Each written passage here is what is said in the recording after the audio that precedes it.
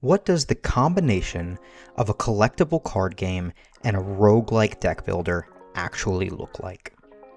The initial deck building mechanics are exactly what you would expect from a CCG. You build a deck out of cards from your collection.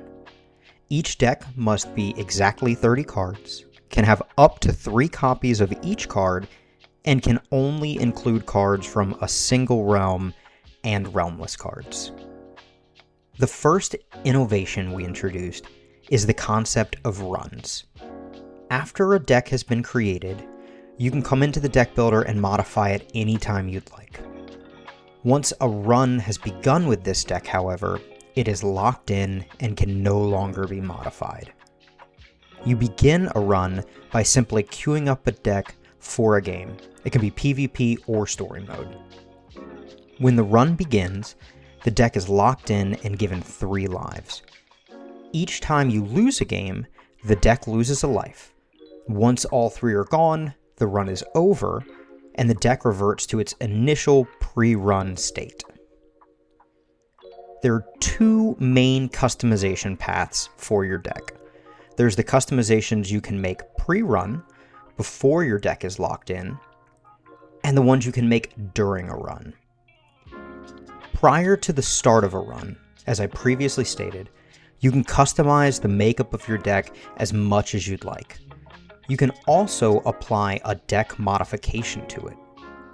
A deck modification adds a persistent effect to your deck for every game you play in that run. You can only have 1 deck mod per deck, and it must be applied before you start a run with the deck and lock it in. Each deck mod is single use, so applying it uses it up.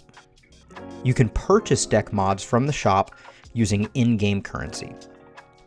Here we have a few of the deck mods we're currently playtesting.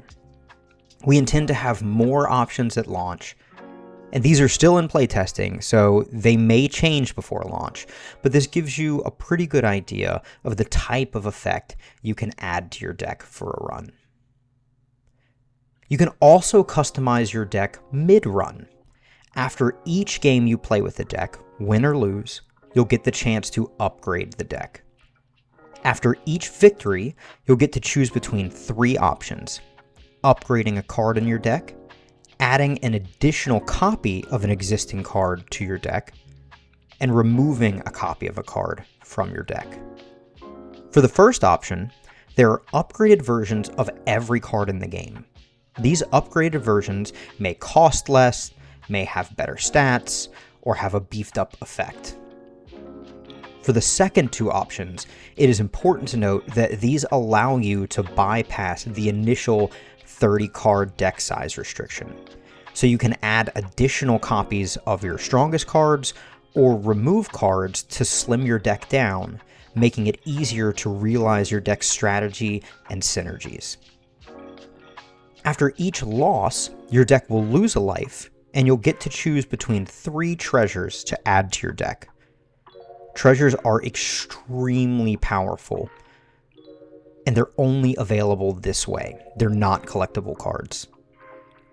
At launch, there will be a ton of treasures available, and the 3 you're shown will be chosen randomly after each loss. If you lose all 3 lives, however, your run ends. Your deck will be converted back to its original state before the run started, minus any deck mods you applied. So that's a high-level overview of the systems that make up the roguelike deck builder portion of Nightmares. You'll be able to leverage all of these systems to unlock unique experiences with each run. Discovering new synergies and creating powerful builds will keep your Nightmares gameplay fun and exciting as you strive for the perfect run.